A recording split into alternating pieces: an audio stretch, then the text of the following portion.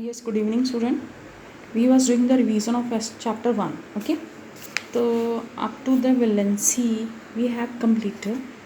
So okay, let me start from the valency. The valency is what? Valency is the number of electron present in the outermost shell of the atom. Okay, number of atoms. How many atoms it can lose or how many it can gain. So that is the valency. Okay, so what is the trend of valency in the group? In the group, the valency is same. Suppose the group first 1. In the group 1, the valency is 1.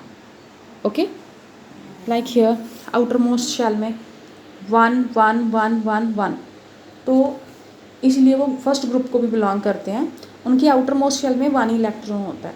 तो valency जो है वो हमारे period के अंदर group के अंदर same रहती है, 1 ही रहेगी. ठीक है,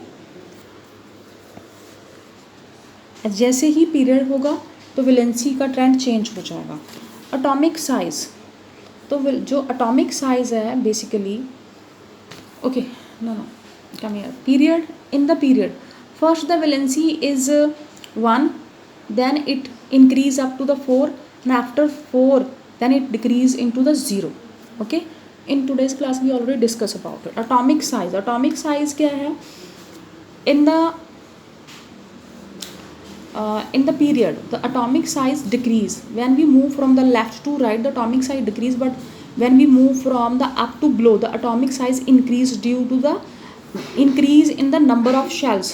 जैसे ही हम ग्रुप में जाएंगे, number of shells you can see here 1 and 2 shells are there, then 3 4 shell, number of shells increase, due to this the size increase. ठीक है, atomic radii increase basically. okay, ionization energy is what? Energy required to put out the most loosely bounded atom. तो most loosely bounded atom जो है उसको बाहर निकालने के लिए जो एनर्जी यूटिलाइज होती है, that energy is called the ionization potential. जो आयोनाइजेशन एनर्जी आई से रिप्रेजेंट करते हैं, तो आयोनाइजेशन एनर्जी जो मैक्सिमम जो मिनिमम होती है वो होती है मेटल्स की. नॉन मेटल्स की आयोनाइजेशन एनर्जी हमेशा ही हाई रहेगी. ठीक है, क्योंकि वो इलेक्ट्रॉन को बाहर नहीं निकालती हैं. लेकिन metals easily loose electron and become electropositive. Okay, तो ट्रेंड भी देख लेते हैं. क्या ट्रेंड है इसका? मीन्स की energy required to lose the outermost electron, तो that is the ionisation energy. तो trend of the ionisation energy in the period it increase from the left to right. From the left to right means कि अगर हम देखें lithium की ionisation energy बहुत कम है, इसके कंपैरेटिवली जो हमारे पास नियॉन या फ्लोरीन की एनर्जी है वो बहुत ही ज़्यादा है, क्योंकि वो इलेक्ट्रॉन्स को लूज़ नहीं करते, they gain the electrons basically. And trend में क्या है, ग्रुप में क्या है?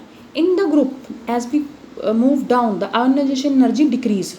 ठीक है, क्योंकि शेल बढ़ता जाएगा, जैसे जैसे एटॉमिक साइज रेडियाई बढ़ता जाएगा तो इलेक्ट्रॉन ईजिली जो है उसको रिमूव कर दिया जाएगा आउटर मोस्ट शेल से. तो एनर्जी कम लगेगी, मतलब लिथियम से बिलो होएगी सोडियम की, सोडियम से कम पोटाशियम की, उससे ऐसे सीजियम की सबसे कम होएगी वो, क्योंकि उसका एटॉमिक रेडियस बहुत ही बड़ा होता है.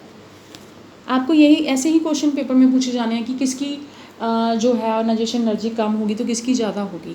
तो इसका मतलब मेटल्स की है आयोनाइजेशन एनर्जी कम होती है और नॉन मेटल्स की सबसे ज़्यादा, और सबसे ज़्यादा हाईएस्ट किसकी होती है वो है नोबल गैसेस की. ओके, मेटालिक करैक्टर, आपको पता है metallic character means electropositive character होना किसी का. Element is an element is its tendency to lose electron and become, अपने आउटर मोस्ट शेल में से इलेक्ट्रॉन को लूज करना और कैटाइन बना देना. अब लिथियम है हमारे पास और ऐसे ही लिथियम आयन है हमारे पास. ठीक है, तो ये एक कैटाइन बन गया पॉजिटिव बाय लूजिंग इलेक्ट्रॉन बना है. ठीक है, तो इसके अकॉर्डिंगली भी आपको पेपर में पूछा जाता है कि साइज़ बताइए किसका छोटा बड़ा होएगा. इसमें 2 शेल्स हैं, इसमें सिंगल शेल रह जाएगा, इसका 2 ही रह जाएगा. ये 2 1 है, KL शेल है, इसमें Ke शेल है, तो इसका साइज़ हमेशा छोटा होगा. ऐसे क्वेश्चन भी आपको पूछे जाते हैं. तो मेटालिक करैक्टर जो है इंक्रीज डाउन द ग्रुप.